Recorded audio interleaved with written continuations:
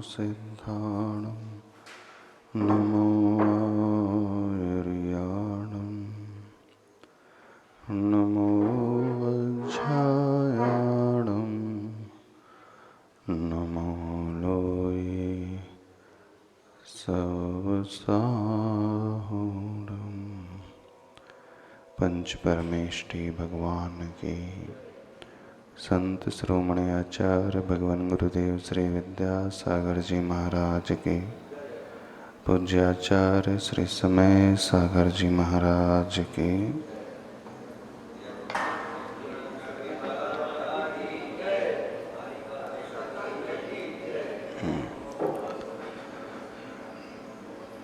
हमारे इमोशंस, हमारे भाव हमेशा नए नए पैदा होते रहते हैं।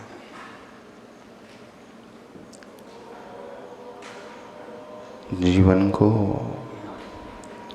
हम व्यवस्थित बनाना चाहते हैं। उसकी शुरुआत हम अपने भावों के संभाल करने से करते हैं।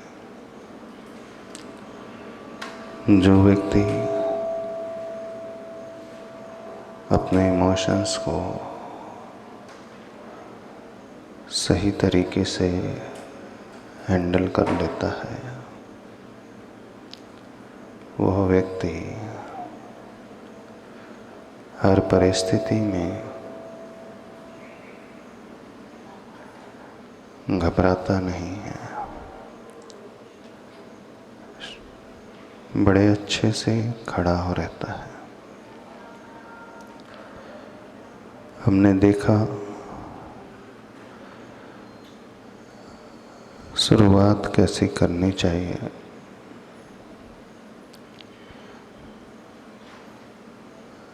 सर्वप्रथम जो भी हमारे भीतर घटित होता है, उसे हम देखना और समझना सीखें। उससे एकदम जुड़ना नहीं सीखे।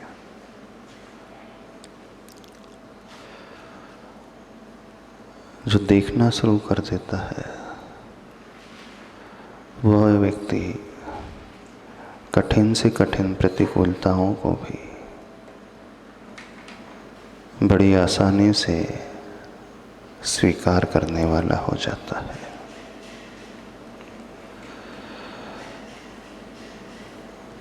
अब समाधान क्या है हमारे जीवन में? हम कैसे हर हाल में अपने मन के आनंद को बना करके रखें? उन दुख और संकट की घड़ियों में कैसे अपने आप को साम्य भाव में रखें? समता रूप हमारा परिणाम होता चला जाए।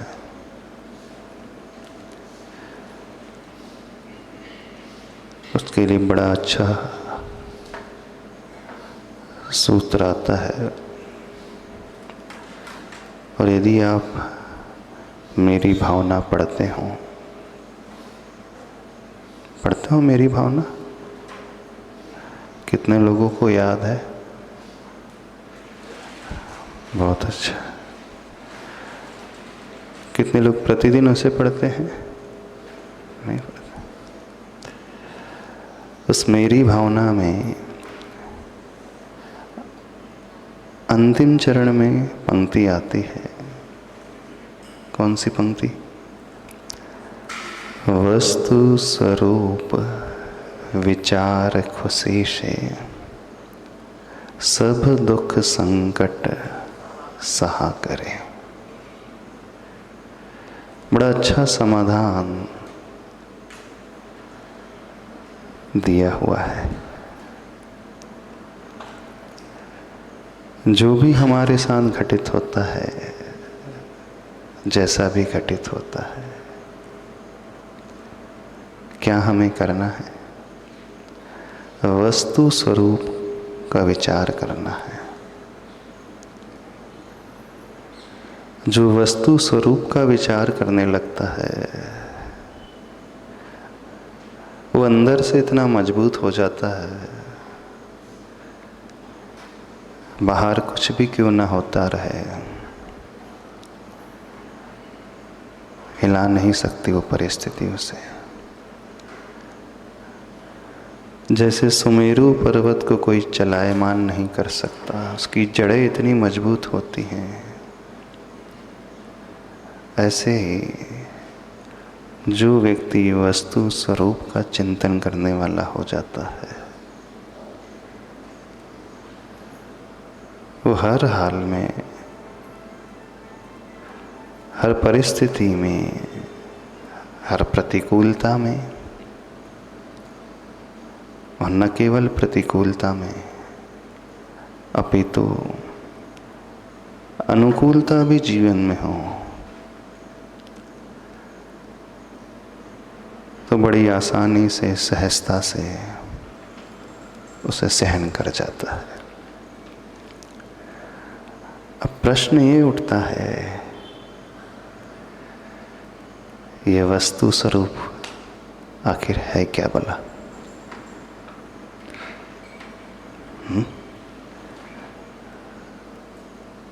कोई बताएगा हमें वस्तु स्वरूप का अर्थ क्या होता है? आप लोग पढ़ते तो हैं पंक्ति,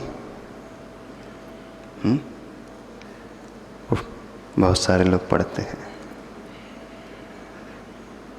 समझ सकते हो वस्तु स्वरूप किसे कहते हैं? अरे अभी तक आपने इतने बार पढ़ा है तो पढ़ कर के क्या अर्थ समझा है? ऐसा कठिन है, सोचा ही नहीं, पढ़ गए, पढ़ करके छोड़ दिया। क्या लग रहा? बहुत कठिन है। बड़ा अच्छा समाधान है इसमें। वस्तु स्वरूप का विचार करना है।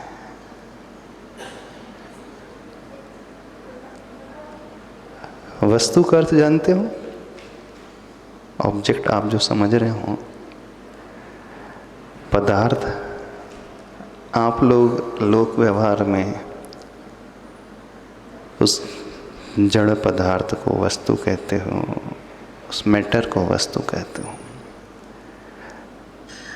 आपका टेबल है, कोई पत्थर है, XYZ कुछ भी है, उसे आप कहते हैं ये वस्तु यहाँ पर रखी हुई है, ये वस्तु यहाँ पर पड़ी हुई है। पर ये बड़ा संकीर्ण दृष्टिकोण है। वस्तु का अर्थ होता है हर प्रकार का पदार्थ। उसमें जीव भी आ जाता है और उसमें अजीव भी आ जाता है, लिविंग बीइंग भी आ जाता है और नॉन लिविंग बीइंग भी आ जाते हैं, सब आ जाएंगे उसमें। उसे समझना है तो एक पहले उदाहरण आपको देते हैं, उससे स्थिति बड़ी क्लियर हो जाएगी। एक बार क्या हुआ, एक व्यक्ति बड़ा परेशान, आप जैसा ही,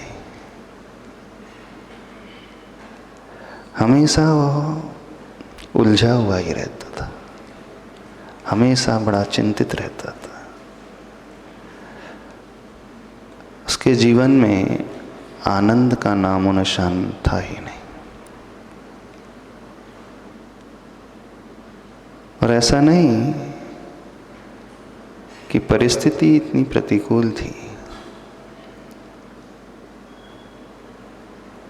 बहुत कुछ था उसके पास, परिवार था, पैसा था, गाड़ियां थी, व्यापार भी था, लेकिन इतना होते हुए भी वो हमेशा परेशान रहता था, हमेशा डरा हुआ सा, चिंतित। हमेशा उसके मन में कुछ न कुछ विकल्प पैदा होते रहते थे। जैसे आपके मन में होते रहते हैं, होते हैं कि नहीं? कौन से विकल्प पैदा होते हैं, किस टाइप के? अपने भविष्य को लेकर, व्यापार को अथवा जॉब को लेकर, परिवार को लेकर, बच्चों को लेकर, शरीर को लेकर, रोग को लेकर, और कौन से विकल्प? समाज को लेकर ढेर सारे विकल्प प्राय हर इंसान अपने मन मस्तिष्क में पाल करके जीता है। और उन्हीं जैसा, यानी आप जैसा ही वह व्यक्ति था, क्योंकि अधिकांश लोग जीवन में ऐसे ही जीते। वो हमेशा यही सोचता भविष्य कैसा होगा। कभी बच्चे उसकी बातें नहीं मानते, कभी व्यापार में कुछ नुकसान, कभी बीमारी उसे घेर लेती है, उसे समाधान ही नहीं मिल पा रहा था। आखिर क्या किया जाए, कैसे संभाला जाए?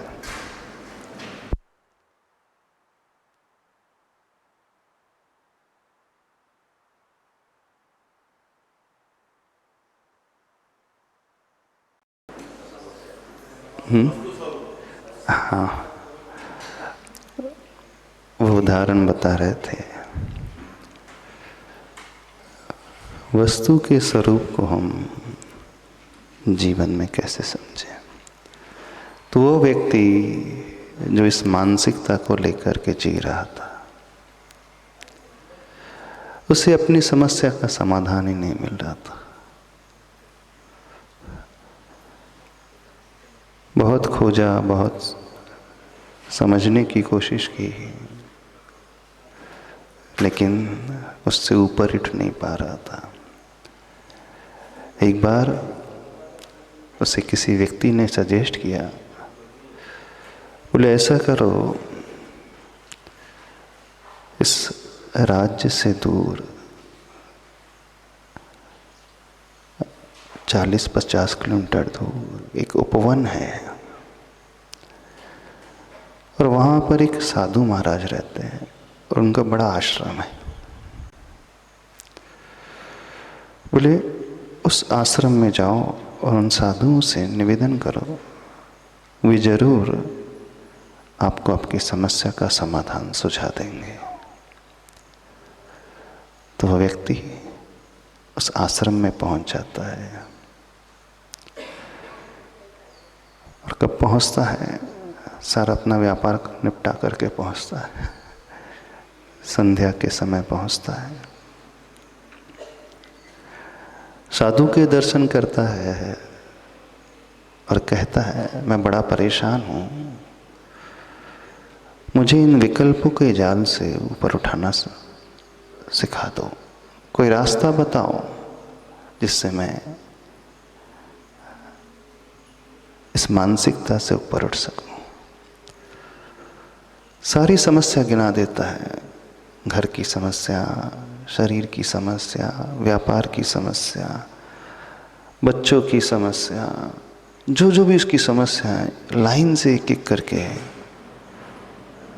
समस्या ही समस्या गिनाने लगा। वो साधु, उनका बड़ा आश्रम था, उन्होंने कहा आप आए हो आज, थोड़ा सा विश्राम कर लो, मैं आपकी समस्या का समाधान तो दे दूंगा, लेकिन एक काम कर लेना। बोले मेरे आश्रम में बहुत सारे पशु हैं, गाय आदि हैं, हिरण आदि भी हैं और ऊंट आदि भी है। बोले एक ऊंटशाला भी है। बोला संयोग कुछ ऐसा है, जो व्यक्ति इन ऊँटों की शाला को संभालता है, आज वो आया नहीं है। आप रात्रि में यही विश्राम करना, बस एक काम कर देना, मेरी ऊँटशाला में जितने भी ऊँट हैं लगभग 30-40 ऊँट थे। तो बोले आज रात्रि इन ऊँटों की आप थोड़ी सी देखभाल कर लेना, और ज़्यादा कुछ नहीं करना है, दिन तो निकल गया है, बस इन ऊँटों को अच्छे से बैठाल करके विश्राम करा दे देना, सुला देना। जब ये ऊँट विश्राम करने के लिए बैठ जाए फिर आपको भी आराम से सो जाना, क्योंकि वो ज़्यादा परेशान नहीं करते, उनका नेचर इस प्रकार का नहीं। और फिर जब विश्राम कर लो सवेरे, सारी क्रियाओं से निवृत्त होकर के आना प्रातःकाल, फिर हम आपसे अच्छे से चर्चा करेंगे कैसे उन समस्याओं को जीत करके जिंदगी में आगे बढ़ा जाता है और आनंद से रहा जाता है। पर ध्यान रखना, शर्त यह है कि जब सारे ऊँट विश्राम के लिए बैठ जाएं, सो जाएं, उसके बाद ही आपको सोना है। ठीक है, परेशान व्यक्ति था, मरता क्या ना करता। अब साधु ने कहा है तो एकदम मना भी नहीं कर सकते। होता है ना, जब गुरु महाराज को कह दे, न चाहते हुए भी कार्य करना पड़ता है, अच्छा नहीं लगता मना करना। गलत तो नहीं कह रहे? सही कह रहे हैं ना? बोले अब साधु ने कहा है तो कैसे मना कर दे हैं। ठीक है, उन्होंने कहा है तो मान लेते हैं। मन तो था नहीं, अब बेमन से स्वीकार कर लिया। संध्या काल का समय पूरा हो चुका था, रात्रि गहराने से लगी थी। अब वो ऊँटशाला में ऊँटों को सहलाता है, वात्सल्य देता है, भोजन देता है, पानी की व्यवस्था करता है और बैठाने की कोशिश करता है। खूब कोशिश कर रहा कि ऊँट बैठ जाए, क्योंकि थका तो वो भी था। शर्त ये थी, साधु ने रखी थी, जब सारे ऊँट विश्राम के लिए बैठ जाएं तब आपको विश्राम करने जाना है, नहीं है तो आपको सारी मेहनत करना है। मेहनत करने लगा, कुछ ऊँट तो बैठ गए, लेकिन कुछ ऊँट बड़े ढीठ थे। खूब कोशिश की, वो बैठे ही नहीं। पुरुषार्थ करता रहा, उसमें से कुछ बैठ गए, लेकिन जो पहले बैठे थे फिर खड़े हो गए उसमें से 2-4। अब वो बड़ा परेशान है, क्योंकि शर्त के मुताबिक जब तक मैं सारे ऊँटों को उस विश्राम के मोड में ना ला दूं तो मुझे विश्राम करने नहीं मिलेगा। कोशिश करता चला गया, लेकिन कुछ ऊँट तो ऐसे थे कि रात भर ही नहीं बैठे, खड़े ही रहे रात भर। अब वो बेचारा रात भर बड़ा परेशान हो गया। बोले कहाँ फंस गया, मैं तो अपनी समस्या का समाधान लेने आया था और एक समस्या और दे दी इन साधु ने। जैसे तैसे रात बीतती है, दिन होने को था तो जो ऊँट खड़े थे उसमें से वे भी बैठने लगे। अब बैठे क्या, पूरा दिन ही हो गया। कुछ जब पूरे ऊँट बैठे तो लगभग दिन ही होने को हो गया और उसे नींद नहीं आई, थका हुआ।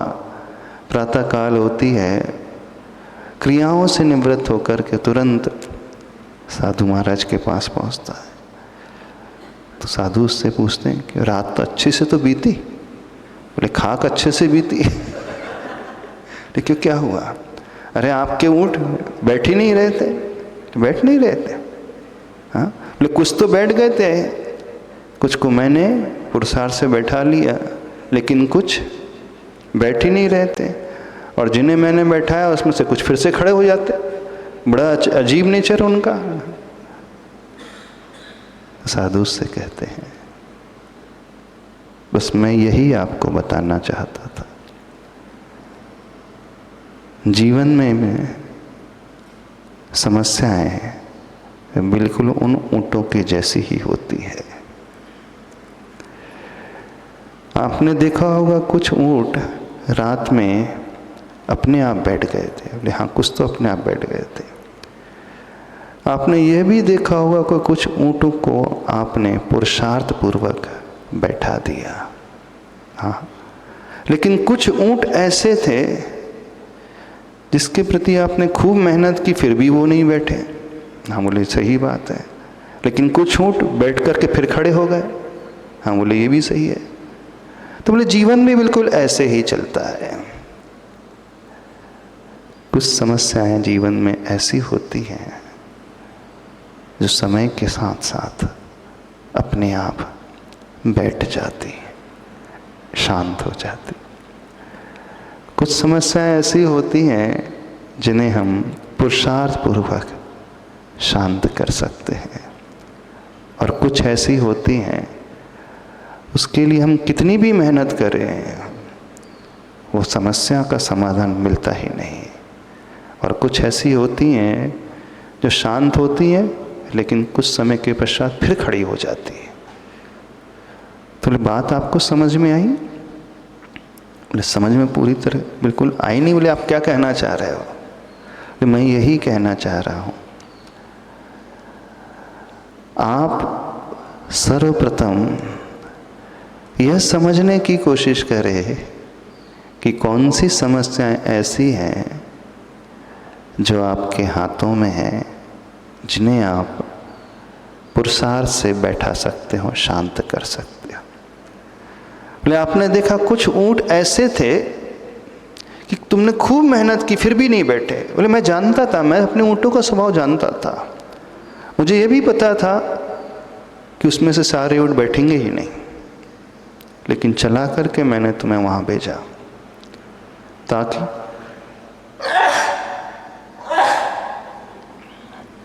ताकि आप समझ सको।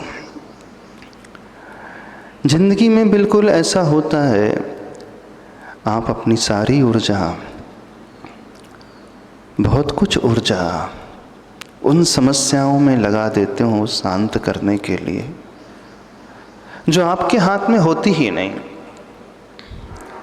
और कुछ समस्याएं ऐसी होती हैं आप उसको ध्यान न भी दो तो जैसे वे कुछ ऊँट अपने आप बैठ गए थे, तो समस्याएं भी कुछ अपने आप समय के अनुसार शांत हो जाती हैं। और कुछ ऐसी होती हैं जो आपके कंट्रोल में होती हैं, उन्हें आप अपने अनुसार शांत कर सकते हो। तो बस अपने जीवन को इस तरीके से देखना सीखो कि तुम्हारे हाथ में क्या है और तुम्हारे हाथ में क्या नहीं है। जैसे वो ऊँटों का स्वभाव है, कुछ ऊँटों का स्वभाव ऐसा कि आपके वात्सल्य से, आपके प्रेम से वो बड़े अच्छे से मान जाते हैं, और कुछ ऊँटों का स्वभाव ऐसा है आप कितना भी उनके साथ करो वो नहीं मानते। और कुछ ऊँट ऐसे हैं वो अपने आप ही कंट्रोल में आ जाते हैं, लेकिन जो कंट्रोल में आ गए वो हमेशा के लिए वैसे ही रहेंगे ये भी कोई ज़रूरी नहीं। थोड़े समय के पश्चात वो फिर खड़े हो जाएंगे, समस्या भी थोड़े समय के पश्चात फिर खड़ी हो जाएंगी। तो आप ये देखने की कोशिश करो सर्वप्रथम जो आपके हाथ में नहीं है उस ओर अपना विकल्प ही छोड़ दो। वस्तु का अर्थ जो स्थिति है, वस्तु का अर्थ जो सामने वाला व्यक्ति है, वह भी एक प्रकार से ऑब्जेक्ट ही है। वस्तु स्वरूप यानी उसके स्वरूप का चिंतन, उसके स्वभाव को समझने की कोशिश। अब आप जिनके साथ रहते हो, आपके परिवार में जो भी लोग हैं, सर्वप्रथम आप उनके स्वभाव को समझने की कोशिश करो, है ना। अपने ऑफिस में, अपने दुकान आदि में, अपने कार्य क्षेत्र में जो लोग भी आपको टकराते हैं, जिनके साथ भी आपका व्यवहार होता है, आप उनके स्वभाव को भी समझने की कोशिश करो। एक तो यह लिविंग बीइंग जो हो गई वस्तु, और दूसरी होती है नॉन लिविंग जड़ वस्तु। अर्थात वस्तु से यहाँ पर अभिप्राय है जो परिस्थिति है, वो परिस्थिति एक प्रकार से आपके जीवन में वस्तु हो जाएगी। आप उन परिस्थिति का आकलन करो और देखने की कोशिश करो कौन सी परिस्थिति ऐसी है जो हमारे कंट्रोल में आ सकती है, और कौन सी परिस्थिति ऐसी है जो हम लाख कोशिश करें लेकिन हमारे कंट्रोल में रहती ही नहीं।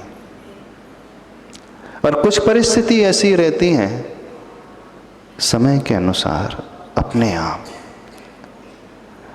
सॉल्व हो जाती है, उसमें हमें ज़्यादा कुछ नहीं करना पड़ता।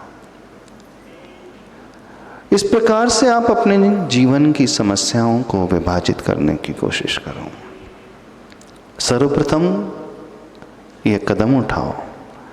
कल हमने आपसे कहा था, जो भी हमारे साथ हो रहा है, जो भी मन में विचार आते हैं, जो भी इमोशंस हमारे भीतर पैदा हो रहे हैं, उसे देखने की कोशिश करना। देखने की कोशिश का अर्थ उसके स्वभाव को समझने की कोशिश करना। वो किस नेचर का है, किस स्वभाव का है। और हर एक का अपना स्वभाव होता है, न केवल व्यक्ति का स्वभाव होता है, ऐसा नहीं, हर वस्तु का भी अपना एक स्वभाव होता है। हर परिस्थिति भी अपने आप में एक नेचर लिए हुए होती है।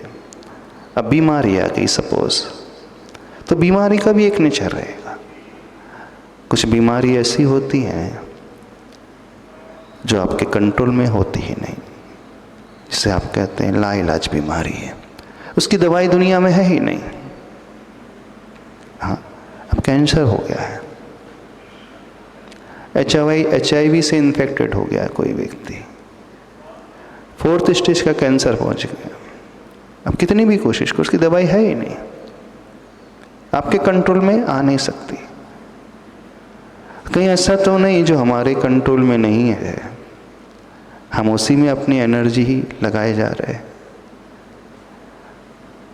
एक ऐसी बीमारी, कुछ बीमारी ऐसी होती हैं जिनका इलाज संभव है,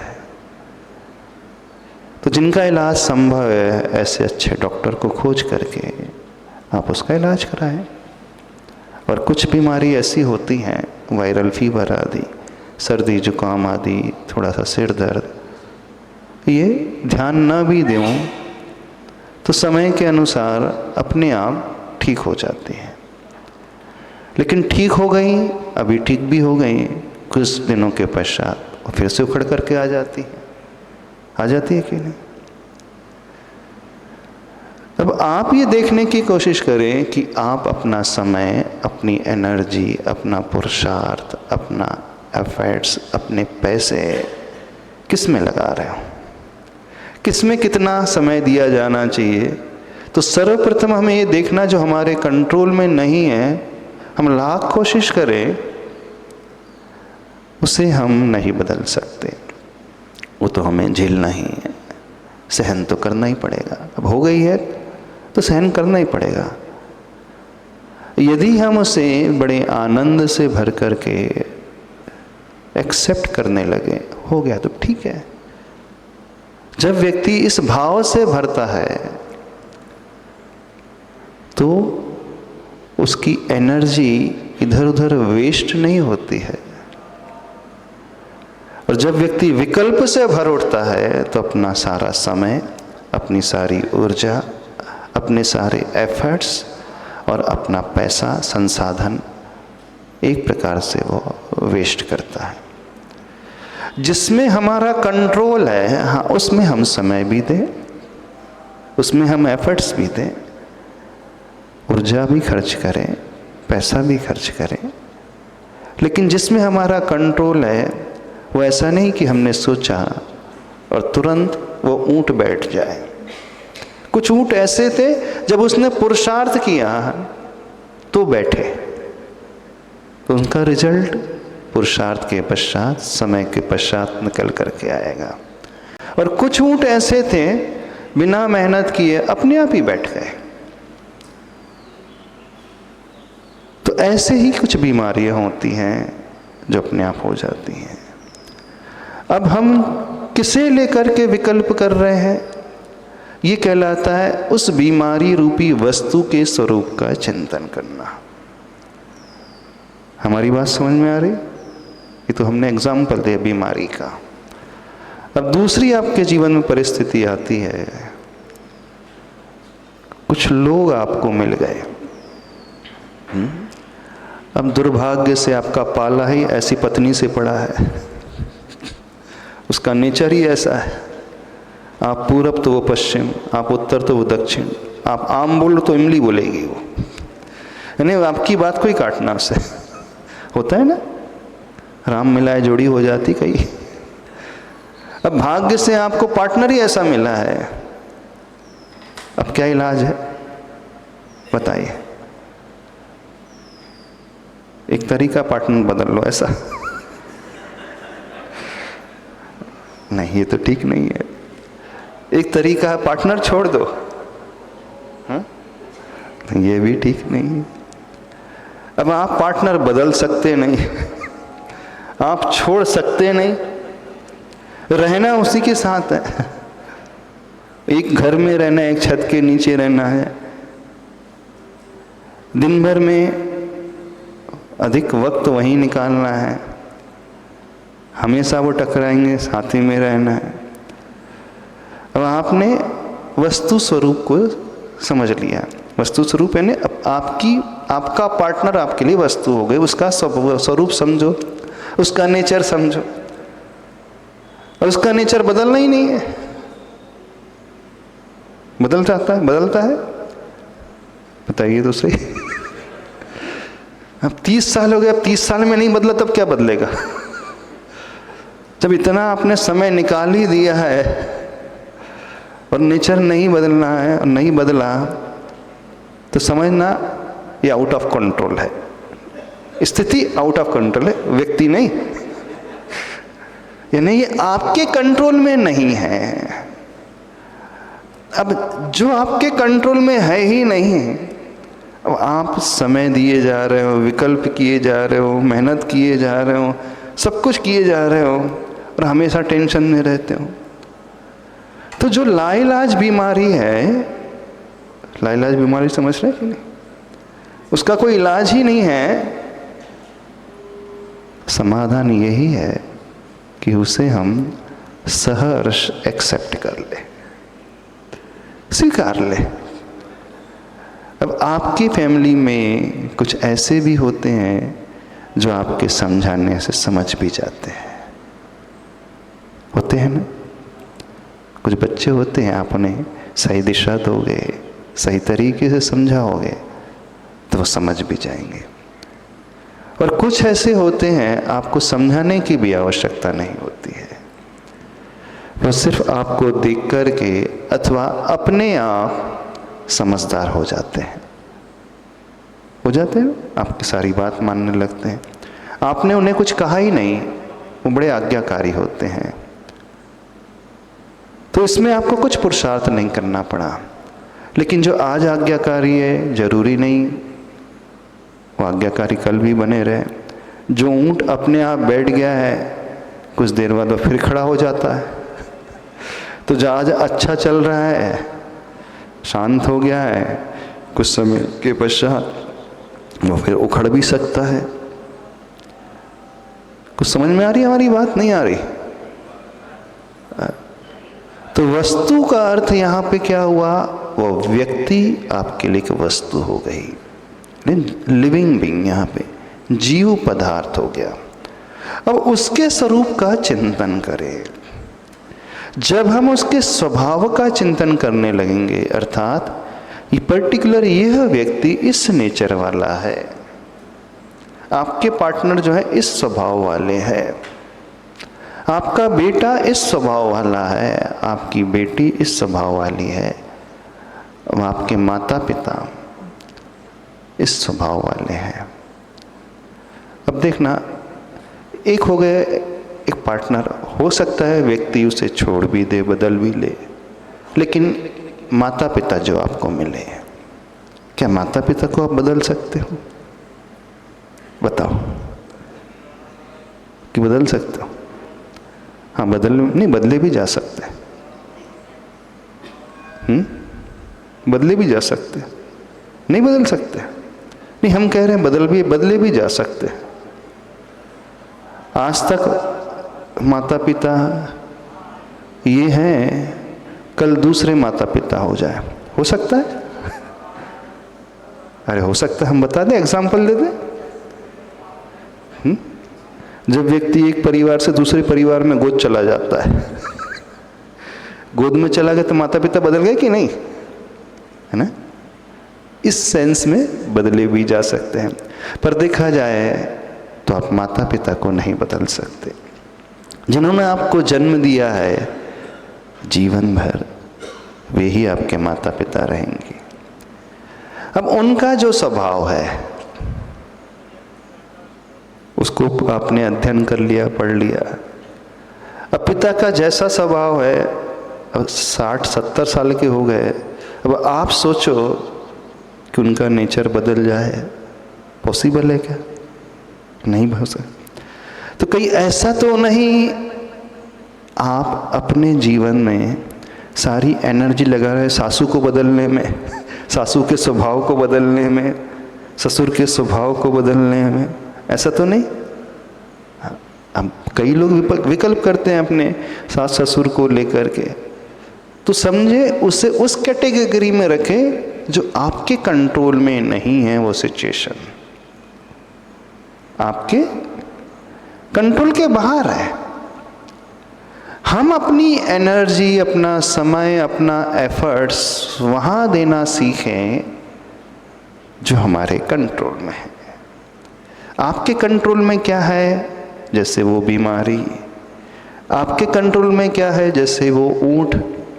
अथवा आपके कंट्रोल में वे बच्चे हैं, अथवा वो मित्र है जिसे आप समझा सकते हो और आपकी बात को सुन करके वो अपने व्यवहार को बदल भी सकता है। तो ये हो गया उन परिवार के सदस्यों का स्वभाव का चिंतन, स्वरूप का चिंतन। जब हम ऐसे उनके चिंतन करने लगते हैं और हमने ये कैटेगराइज कर लिया कि ये लाइलाज बीमारी है, कुछ बीमारी ऐसी होती हैं जिसको क्रॉनिक डिजीज हो जाती हैं। अब उन बीमारी को ठीक करने के लिए लंबे समय तक ट्रीटमेंट चलता है ना? हड्डी का बुखार हो जाए मान लीजिए, तो उस बुखार को निकालने के लिए लंबे समय तक दवाई दी जाती है। कुछ बीमारी ऐसी होती हैं 3-4 दिन में ही ठीक हो जाती है, 3-4 डोज दिया अपने आप ठीक हो गई, और कुछ 3-4 दिन में ठीक हो गई। और कुछ ऐसी होती हैं समय से अपने आप बिना दवाई के भी ठीक हो जाती है। तो आपके जीवन में कुछ ऐसे लोग आते हैं, ये तो हो गए फैमिली की बात, फिर आपके बिजनेस में भी ऐसे लोग आएंगे, आपके समाज में भी कुछ ऐसे लोग रहेंगे, आपके फ्रेंड सर्कल में भी कुछ इस प्रकार के लोग रहेंगे। तो आप यह अध्ययन करना सीखें कौन किस नेचर का है। बात समझ में आ रही? तीसरी परिस्थिति, अब आर्थिक समस्या आपके जीवन में आ गई, ठीक है? अब यह देखने की कोशिश करें क्या हमारे मेहनत से ये अर्थ की समस्या दूर हो सकती है कि नहीं। यदि हो सकती है तो कितनी दूर हो सकती है, कितने % हम उसे दूर कर सकते हैं और कितने % ऐसे हैं जो हम दूर नहीं कर सकते। तो तो जो दूर कर सकते हैं उसके लिए आप एफर्ट्स दें, और जो नहीं कर सकते हैं, आपकी इनकम नहीं बढ़ सकती है, तो सीधा सा समाधान है, अपने खर्चे को कम कर दो। और क्या, सीधा सा रास्ता यह है, अपने खर्चे को उस अनुसार एडजस्ट करने की कोशिश करो, जितना आपका इनकम सोर्स है उसे देख करके अपने जीवन को, अपने डे टू डे लाइफ को बनाने की कोशिश करें। क्या समझ रहे हो? तो वस्तु स्वरूप समझ में आया? नहीं आया? तो जो भी हमें मिलता है संसार में, अथवा जो परिस्थिति हमें मिल रही है संसार में, सर्वप्रथम हम उन परिस्थितियों का आकलन करना सीखें, उसके स्वभाव को समझने की कोशिश करें। वो किस नेचर वाली परिस्थिति है, किस स्वरूप वाली परिस्थिति है, कितनी हमारे हाथ में है जो कंट्रोल हो सकती है, कितनी जो नहीं हो सकती है, और जो कंट्रोल हो सकती है उसमें हमें कितना समय अपेक्षित होगा, कितना समय लगेगा, यह भी हमें देखने की आवश्यकता है। फिर जब हमने ये देखा, इसके पश्चात यदि हम उसे ठीक करना चाहते हैं तो और थोड़ा सा गहराई में जाएंगे, तो फिर उसके सोर्स को देखना, वो क्यों खड़ी हो रही है समस्या।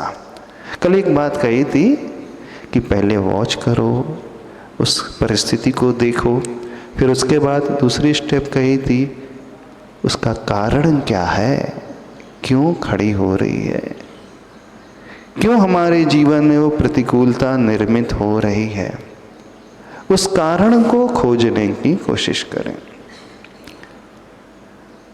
फिर जो भी हमने अध्ययन किया और इस परिस्थिति के निमित्त से अब हमारे अंदर क्या इमोशंस पैदा होते हैं, कौन से भाव पैदा होते हैं, उसे सिर्फ महसूस करने की कोशिश करें।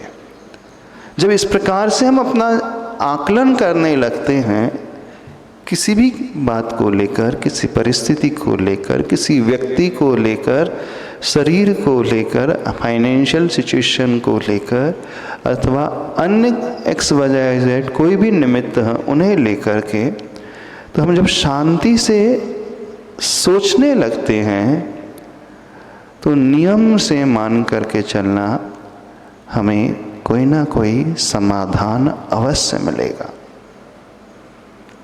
और जब हम आकुल व्याकुल होने लगते हैं, ऊपर नीचे होने लगते हैं, तो हम समाधान के समस्त रास्ते बंद कर देते हैं। उस समय हमें कोई रास्ता ही नज़र नहीं आएगा। इसलिए नज़र नहीं आएगा कि हमारी जो थॉट प्रोसेस चल रही है सिर्फ आकुल व्याकुल परिणाम में ही चल रही है। आकुल व्याकुल समझते हो कि नहीं? ऊपर नीचे जो भाव हो रहे हैं, हम शांत नहीं रह पा रहे हैं। तो जीवन में हमेशा शांति से ही समस्या का समाधान मिलता है। तुरंत रिएक्ट करने से समस्या का समाधान नहीं मिलता। शांति का अर्थ है जब हम अंदर से शांत होंगे तभी हमारे भीतर कोई अच्छा विचार पैदा होगा। और जब हम अंदर से शांत नहीं हैं, कषायों से भरे हुए हैं, चिंता से भरे हुए हैं, डर के भाव से भरे हुए हैं, तो कोई रास्ता ही नहीं, क्योंकि वह हमारे अंदर मन से ही पैदा हो रहे हैं और उसमें सिर्फ एक ही दरवाजा है, और वो दरवाजा या तो आकुलता का दरवाजा, ये उससे या तो आकुलता निकल जाए अथवा उससे शांति निकल सकती है। गेट तो वही है, उसके अलावा और दूसरा रास्ता नहीं है। अब यदि हम इधर उधर के परिणाम, चिंता के परिणाम, टेंशन के भाव से भरे हुए, स्ट्रेस से भरे हुए हैं, भय से भरे हुए, ईर्ष्या से भरे हुए, शोक से भरे हुए, तो हमने उस रास्ते में अभी इस प्रकार की स्थिति उत्पन्न कर दी है, तो वो रास्ता ब्लॉक हो गया। और जब इन्हें हटा करके हम एकदम शांत हो जाते हैं तो समझना रास्ता क्लियर है। अब वहाँ से वो नया भाव पैदा होगा, नया विचार पैदा होगा, जो हमें समाधान सुझाने वाला हो जाएगा।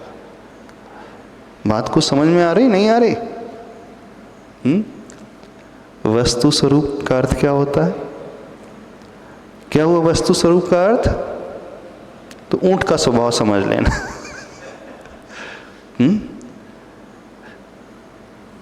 तो साधु महाराज ने उस व्यक्ति से कहा, मैंने तुम्हें सिर्फ इसलिए रात्रि भर ये कार्य करने कहा था क्योंकि यदि मैं कहता तो आप समझ नहीं पाते, लेकिन जब आपने प्रत्यक्ष देख लिया, ऊँटों को, सारे ऊँटों को बैठाना आपके बस की बात नहीं है। बहुत ऊँट तो अपने आप ही बैठ जाते हैं। जीवन में बहुत सारी समस्याएं अपने आप ही सॉल्व हो जाती हैं। Time is the best healer. समय अपने आप में सबसे बड़ी ऑइंटमेंट होती है हीलिंग के लिए। समय अपने आप में सबसे बड़ी मेडिसिन होती, दवाई होती है। तो बहुत सारी समस्याएं ऐसी होती हैं। और आपने यह भी अध्ययन किया होगा, शुरुआत में आपके मन में तरह तरह के चिंता के भाव पैदा होते हैं कि ये ना हो जाए, वो ना हो जाए, पर उसके पश्चात आपने महसूस किया होगा कि बहुत सारी जो मेरे मन में चिंता उठती थी वो घटित होती ही नहीं। I have had lot of worries in my life and most of them never happened. बहुत सारी हमारे मन में चिंताएं उठती हैं, लेकिन उसमें 70 to 80% कभी होती ही नहीं, घटित ही नहीं होती। आपके मन में भाव आता है, आप एयरप्लेन से ट्रैवल कर रहे हैं, चिंता होती कहीं एक्सीडेंट ना हो जाए, ट्रेन में से चल रहे हैं, गाड़ी से चल रहे हैं, कहीं गाड़ी खराब ना हो जाए, एक्सीडेंट ना हो जाए। आपके मन में चिंता आती है, कहीं मुझे हार्ट की समस्या ना हो जाए, कहीं ये वाली बीमारी ना हो जाए। ये भाव उत्तर उठता है। आपके मन में ये भी चिंता आती है, कहीं आर्थिक नुकसान ना हो जाए, कहीं पार्टनर जो है दगा ना दे दे, कहीं बच्चे ऐसा ना कर ले। होते हैं ना, तरह तरह के विचार आते हैं, कई विचार आते रहते हैं। लेकिन उसमें जो जो विचार हमारे मन में आते हैं उसमें 70-80% तो कभी घटित ही नहीं होते, यानी वो अपने आप ही दूर हो जाती हैं समस्या। तो हम ये समझें कि हम पहले आकलन करें उस वस्तु के स्वरूप का, उस वस्तु के स्वभाव का। तो बड़ी अच्छी पंक्ति लिखी गई, वस्तु स्वरूप विचार खुशी से सब दुख संकट सहा करें। समाधान बड़ा अच्छा दिया इसने। समस्या एक सबसे बड़ी ये है, अन्य सारी समस्याओं के ऊपर वाली समस्या ये है कि दुनिया वस्तु स्वरूप के चिंतन ही नहीं करती है, वस्तु के स्वभाव का विचार ही नहीं करती। मैक्सिमम लोग करते ही नहीं। आप में से अधिकांश क्या, शायद हम कहते सब लोग नहीं करते होंगे। करते? कितने लोग करते?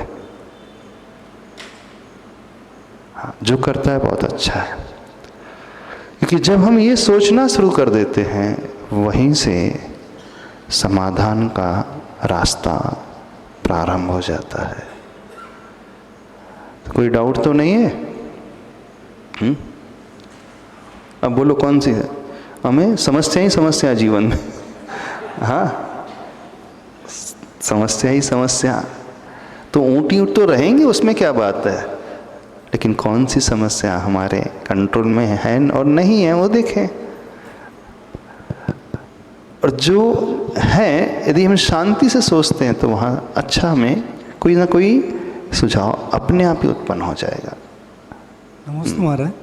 महाराज जी, देखने में आया है कि जनरली 80% लोग हैं, जो भी बोलो, समस्या मालूम होती क्या है, पर आलस के कारण मालूम है कि व्यवहारिक जीवन में, पारिवारिक जीवन में, धार्मिक में भी, जहाँ भी हो, पर आलस के कारण उसको बढ़ा देता है। मालूम है कि मुझे बीमार होना है या मेरी गाड़ी खराब होनी है, तो ये कमी है ना, तो आलस तो भी उनके लिए क्या संदेश देना चाहिए हमें? क्या किसके लिए? जो ऐसा करते हैं कि भाई आलस के कारण वो नहीं उस चीज़ को समाधान करते हैं। अब जिसको अंदर से सुधरना है, अंदर से कार्य करना ही है, तो प्रमाद करेगा ही नहीं है। अब जिसे करना ही नहीं है तो उसके लिए ढेर बहाने हैं। जो आलस में डूबा हुआ है, प्रमाद में डूबा हुआ है, इसका मतलब है अंदर से चाहता ही नहीं है वो। और जो अंदर से चाहेगा वो सही समय पे सारे कार्य करता चला जाए। देखने में तो आता है कि छोटी सी समस्या बहुत बड़ी हो जाती है। बिल्कुल हो जाती है। तो ये उसका एटीट्यूड इस प्रकार का है। चिंतन नहीं करने से। तो उस एटीट्यूड को जब तक नहीं बदलोगे तब तक यह समाधान मिलेगा नहीं। ठीक है, समय हो गया, इतना ही रखें। बोले देवादिदेव श्री आदिनाथ भगवान की। जिनवाणी के ज्ञान से सूझे लोकालोक, सो वाणी मस्तक धर्म सदा देत दुख। हे जिनवाणी